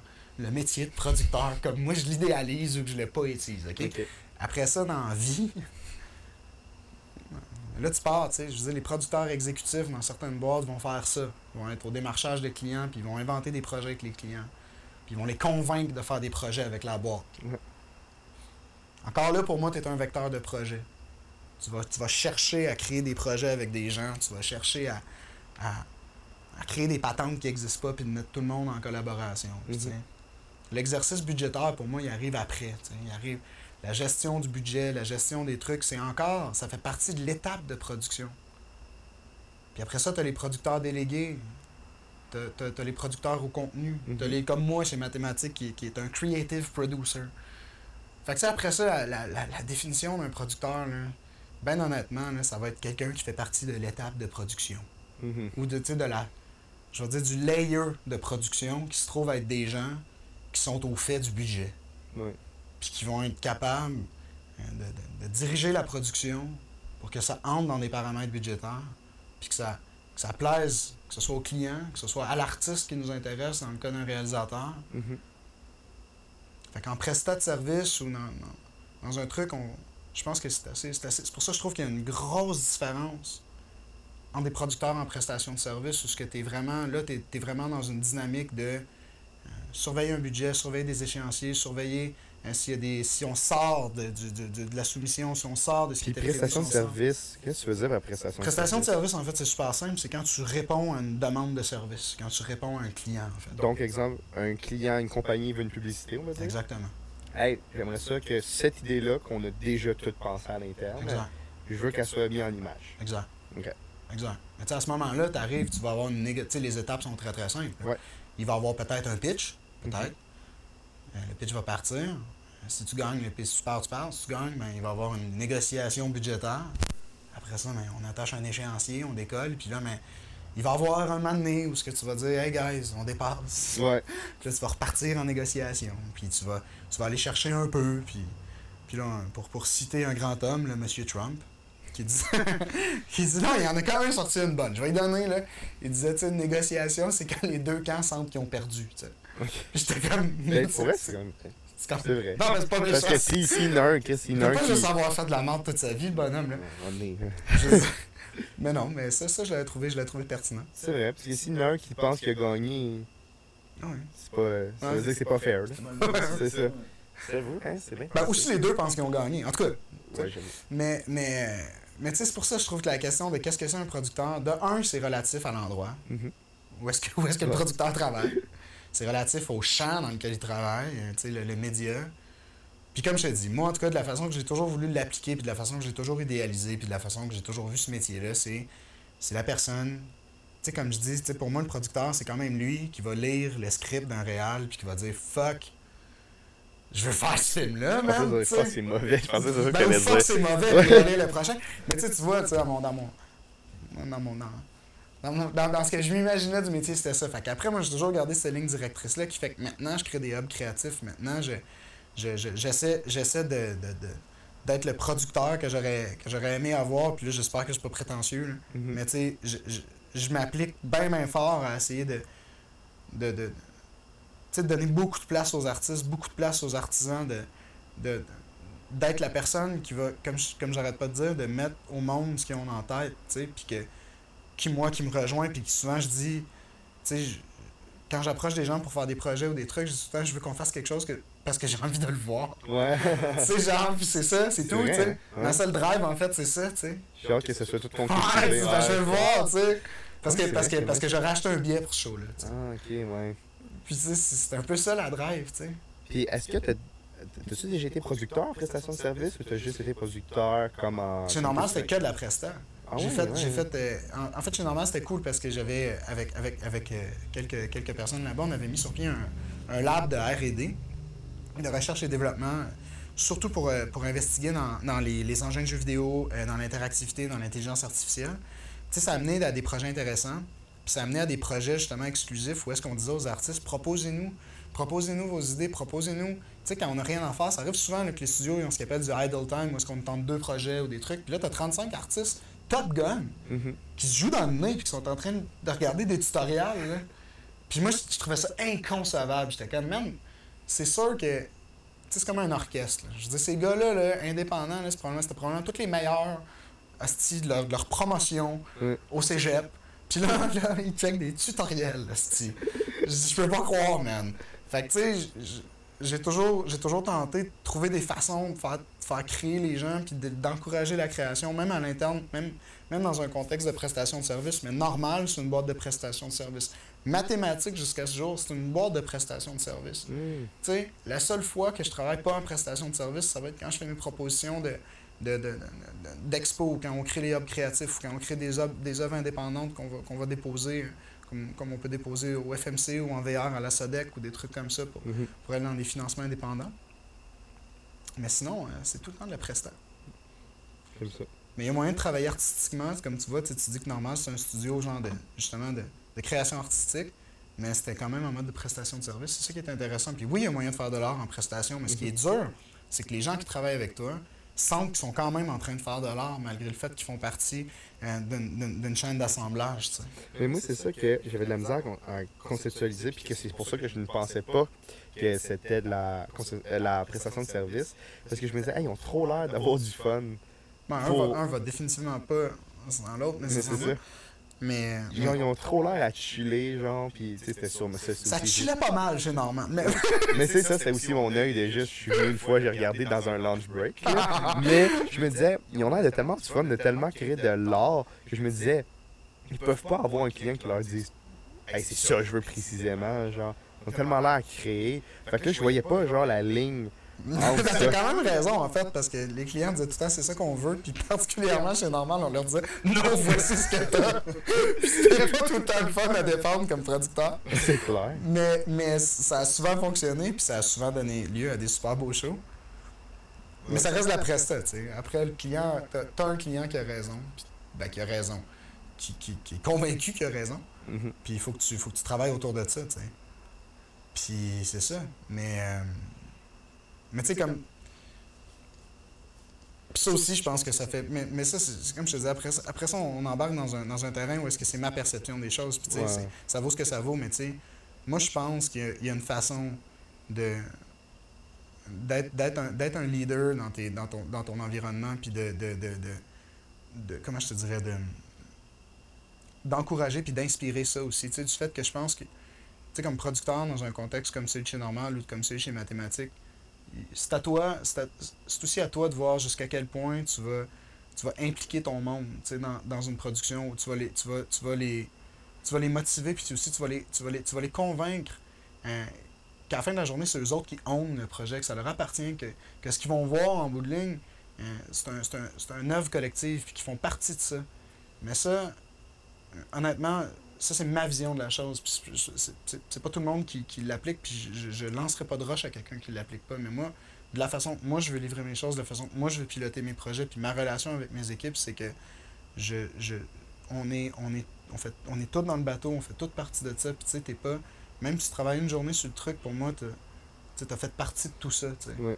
Puis j'essaie tout le temps de remettre le crédit aux artistes, de parler beaucoup de mes artistes devant tu sais, je dis mes artistes, mais tu sais, de parler beaucoup des artistes avec qui je travaille quand on présente les projets à l'international, tu sais, parce que veux pas, je deviens le frontman du projet, puis je voudrais surtout pas que les artistes se sentent dépossédés ou que je prends une place qui me revient pas, tu sais. Je parle rarement au jeu. Là c'est à propos de moi, là, mais tu sais, si on parlait des trucs que j'ai faits, je parle à peu près jamais au jeu, puis c'est un point d'honneur, tu sais, je veux dire, on a eu l'idée, on vous présente ça, tu sais, je sais pas grand faire. Tu sais, moi, je vous ai raconté ma vie, là, puis tu sais, bottom line, je sais pas faire grand chose d'autre que convaincre le monde, tu sais, puis de. Mettre le monde ensemble, dans le fond. Puis mettre le monde ensemble, tu sais, fait que si j'ai pas mon monde de mon bord, je vaux rien, puis à la fin de la journée, moi, je suis la somme des gens avec qui je travaille, tu sais, fait tu sais, je suis conscient de ça, puis je m'arrange pour qu'ils savent, que les gens le savent que je suis conscient de ça aussi, tu sais. Parce que, c'est ça, je pense que j'ai rencontré trop de gens qui n'avaient pas cette humilité-là, en tout cas, puis... Je comprends. C'est tout le temps comme fendant de parler d'humilité, mais en tout cas... Il y a quelque chose, on dirait que c'est comme un intouchable. Genre... Ouais. Anyway. Ça fait combien de temps? Je sais pas si sur l'ordi, tu peux voir qu'on record. Ça fait un petit moment quand même, de moi de 2 secondes. Ça va faire 1h20 secondes. Non, il fait 1h20 minutes. 20 minutes? Ouais. Ok, parfait. Moi, je propose que, Henri, tu parles d'une histoire que tu as avec de Sam, puis après ça, on closera ça. Oui, mais l'histoire, le début de mais Sam. C'est ça, là, le début là, de comment ça t'as voulu faire la vidéo du cinéma. C'est ça. Ça a parti au début, moi, je voulais devenir vraiment un acteur. Ouais. À cause que. On dirait que c'est la même histoire qui revient. Mais... Non, c'est ça. C'est ça. Fais pas ça! Moi, ça va être bon. C'est un chemin de croix, là. Mais dans le fond, c'est ça. Dans le fond, j'ai vraiment voulu devenir acteur parce que tu m'as donné la piqûre. Parce que Sam, dans le fond, est venu dans notre petit coin à Saint-Denis. Puis il y avait cette idée-là, je vais faire un court-métrage avec les jeunes de la Maison des Jeunes. Puis j'ai eu la chance d'être le leading role dans son court-métrage. Puis ça a été une expérience pour vrai, là, genre, ça, même à ce jour, je la cite encore, cette expérience-là. C'est cool. C'est la leading de tout ce que j'ai entrepris à date. Puis ça, juste l'attention, puis tout ce que j'ai vu, genre, que autant de monde travaillait sur un ensemble. Comme tu dis, là, que t'es l'assemblée de genre, tout le monde qui travaille ensemble, c'est ça que j'ai vu. Puis j'ai tellement été fier de faire partie de ça que ça m'a donné la piqûre, j'ai fait genre, faut que je refasse ça. C'est cool. Puis, hey, non, mais j'avais quoi? J'avais genre 13 ans. Je sais pas, ouais. 13-14 ans, puis moi j'étais allé. J'ai vu ma face au cinéma de Belleuil. J'ai eu une entrevue. Il y avait une première, il y avait une madame qui posait des questions. Je suis une star! Ah, c'était malade pour vrai. Puis j'ai vu c'était quoi un vrai plateau, puis ça m'a donné une expérience de c'est quoi vraiment travailler. Parce que tu m'as. Tu sais, genre, je veux pas. Je voyais genre que t'étais le réalisateur, puis je voyais que t'étais genre. T'étais tellement dedans, tu sais, un moment donné, je m'en souviens, moi et Arthur, on était comme. Vous étiez sauvés, mes estis. On s'était sauvés, ouais. Je m'en rappelle certains.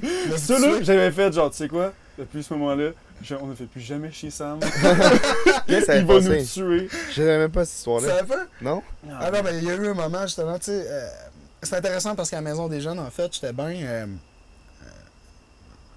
Tu sais, je savais que je travaillais avec des jeunes, en même temps, j'étais pas si imputable que ça parce que j'étais comme le réal qui venait travailler avec vous autres. Fait que, tu sais, j'avais évidemment une façon de me comporter comme un adulte avec des jeunes dans une maison des jeunes, mais en même temps, j'avais un niveau de langage que je travaillais pas beaucoup parce que je savais très bien aussi qu'il y avait tu sais, je savais aussi comment aller chercher la connexion avec les gens puis tout. Puis c'est pas non plus en étant trop pédagogue avec les jeunes que vous étiez que j'allais vous avoir. Fait que, tu sais, c'est sûr que je laissais, comme je le fais en ce moment, je laissais tomber certains crises de tabarnak, puis j'étais assez. Je me présentais comme je suis là à vous autres, en fait, t'sais. Parce que je sais que c'est ça qui fonctionne avec les jeunes, en fait. J'avais pas besoin, puis surtout pas. Ça donne rien de se mettre un masque. Bref. Les deux pas fins, en plein milieu d'un plateau, on a décidé qu'on allait faire un tour de vélo, OK? et puis je vais raconter, puis tu me diras si c'est comme ça que ça s'est passé, parce que des fois j'ai tendance à enjoliver les choses. Mais ce que je me rappelle, en tout cas, c'est qu'ils sont pas là. Puis quelqu'un me dit qu'ils sont partis, genre, en vélo dans le rang là-bas. Puis là, j'étais pas choqué, j'étais en tabarnak. Parce que là, genre, tout le monde attend après eux autres. C'était pas un tournage facile parce que c'était, tu sais, c'est pas facile de diriger des jeunes. Puis il y avait fucking. C'était qui déjà? C'était Alexis. C'est Arthur. Non, mais les acteurs principaux, c'était Joanne. C'était Joanne Mecky, Alexis Martin. Alexis Martin. Il y a Alexis Martin qui attend, qui est déjà Alexis Martin, dans toute sa grandeur. Puis là, vous autres, vous crissez votre camp. Puis là, écoute, j'ai pris la vanne. J'ai pris la vanne de location. Ouais. Puis je suis parti tout seul, là, pas de parents. et pas de personne. Puis quand, je sais pas exactement ce que je dis, mais il me semble que c'était genre mes hosties de cave. Je suis comme pas mal rentré dedans, là. J'étais comme, vous embarquez dans le tabarnak de truck, puis on s'en va au tournage.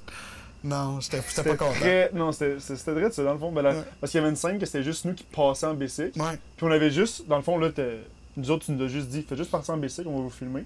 On est juste partis. Ouais. Vraiment loin. Fait que nous autres, on se trouvait bien drôle. On était là, ils nous ont dit partir, on va partir. Il y a une vanne qui arrive à 120 km/h. La porte à ouvre, c'est juste lui tout rouge. Tabarnak! Parce qu'il y avait genre plein de monde qui attendait au parc des Patriotes. Ouais. Plein de figurants, tout, qui nous attendaient. Fait que là, hey, vous êtes revenus sur un asti de temps. Ah ouais, on était revenus. Puis tout au long de l'épisode, je n'ai pas tourné ma gueule. Ah non, mais c'était. Pour vrai, ça m'a montré que c'est genre, c'est sérieux. Hein. C'est pas une joke, tout le monde a du bon temps. Tout. Oui, c'est le fun quand il y a une belle ambiance, parce que juste t'es là pour travailler quand même. Parce qu'en plus, ces plateaux-là, vous autres, ça avait l'air d'un.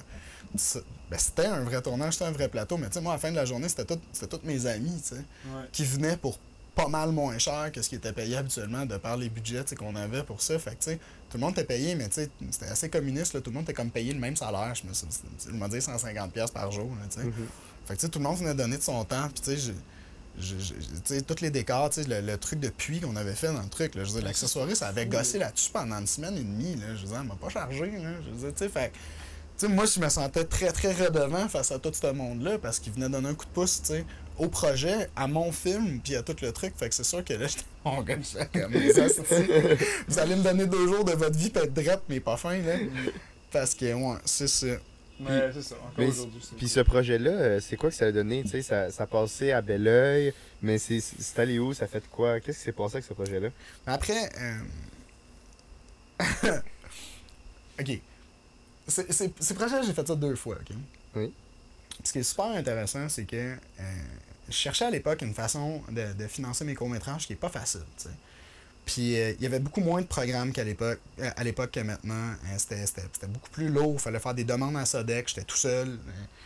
J'en avais fait quelques-unes. C'était tough. C'était sûrement tout croche. Là. Ils recevaient ça, mais c'était quand même monsieur. T'sais.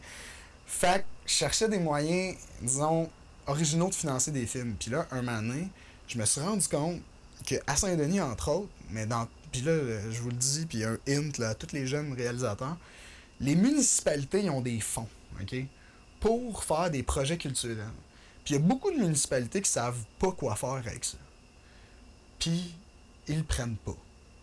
Fait que quand t'arrives avec un projet culturel comme ça dans une municipalité, t'as des guidelines à faire. OK? Fait qu'en fait, dans le premier que j'avais fait, j'avais embarqué les personnes âgées. Ouais. J'avais embarqué les jeunes de la Maison des Jeunes. Fait que là, c'est devenu un projet municipal parce que j'avais embarqué tout le monde dans le processus. Fait que là, ok, je vais lever le voile là, sur tout le processus là, parce que je vous le dois bien.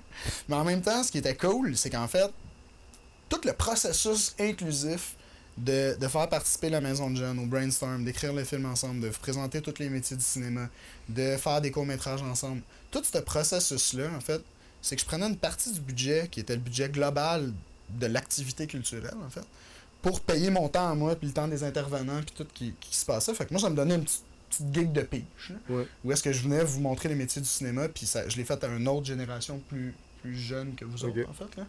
Qui sont plus vieilles, en fait, mais qui étaient avant vous autres. OK.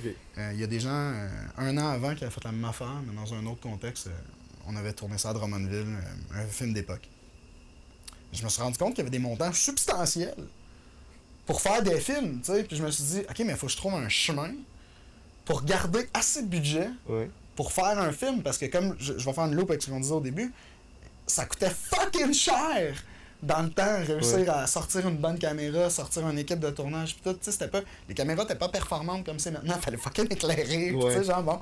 Fait que j'avais trouvé une façon de me pratiquer, en fait, payer, parce que c'était des bons budgets, là. Je veux dire, j'étais capable de toffer, de faire quasiment 6 mois de pré-prod avec les jeunes, en étant inclusif, pis en parlant du métier, pis en allant voir, pis tout, mais moi, ça justifiait le film au bout. OK. Tu catches? Ouais. Fait que dans le fond, j'avais trouvé une façon clever de financer mes essais via les municipalités. Motherfucker. Tu nous utilisais. Je vous ai clairement utilisé, mais à la fin c'était... ça enlevait rien au processus, puis c'était hyper intéressant. Puis je veux dire, regarde, à la fin, on se retrouve ici, 10 ans plus tard. Même plus que ça. Ouais, man. Plus que ça. Mais tu sais, vous me dépassiez pas avant. mais c'est ça, fait que ça a été hyper intéressant. Pour ce qui est arrivé avec les films, le premier, on a réussi à faire Fantasia, le trempeur de couteau à l'époque. Puis ensuite, on avait fait, avec le vote, on l'avait envoyé dans un ou deux festivals, mais tu sais, ça embarquait après ça dans les trucs municipaux. Okay. Puis avec les trucs de la Maison des Jeunes, super bien été avec la Maison des Jeunes, mais tu sais, je leur ai un peu remis les DVD en disant, tu sais quoi, faites ce que vous voulez, parce que c'est un peu compliqué, parce que appliquer à des festivals, il y a des coûts. Puis blablabla. Puis je comprends là, que les fonds sont pas illimités puis tout dans ces trucs-là, mais à un moment donné, c'est devenu un peu comme... C'était beaucoup de 200$ pour l'envoyer dans des festivals à droite et à gauche. Après ça, le film, il avait sa valeur. C'était pas un mauvais film. C'était un bel essai. C'était un nice try. Là. À l'époque, là, je dirais c'était correct. On a fait des beaux essais tout le monde, en direction photo, moi en réalisation. C'est ce film-là qui m'a appris que j'étais trop square. Tu sais, que je travaillais trop sur mes découpages techniques, que je voulais trop que tout soit parfait, que finalement j'aurais dû laisser tourner un peu plus, que j'aurais pu donner plus de place à l'improvisation, de peut-être plus faire confiance aux acteurs, mais c'était de l'insécurité, tu sais. Ouais. Puis c'était ça. Mais ouais, mais non, nice. C'est le fun de dire ça. C'est cool parce que, tu sais, j'ai plein de monde même moi qui m'ont inspiré puis qui m'ont permis de travailler dans un truc. Puis en tout cas, c'est fin que tu le ramènes. C'est cool. Merci. Bon, mais je pense qu'on va finir avec ça, les boys. C'était tellement touchant, c'était sentimental. Hey, merci Sam d'être venu. Je suis vraiment content. Ah non, mais c'était cool de vous voir. Bon, bon, on Cool, finit ça là-dessus. C'était nice pour vrai. C'était Good cool? job. Hey, je pense que le podcast le plus facile que j'ai fait de toute ma vie. J'ai même mis ma petite couverture. J'étais tellement bien. On avait fait tellement de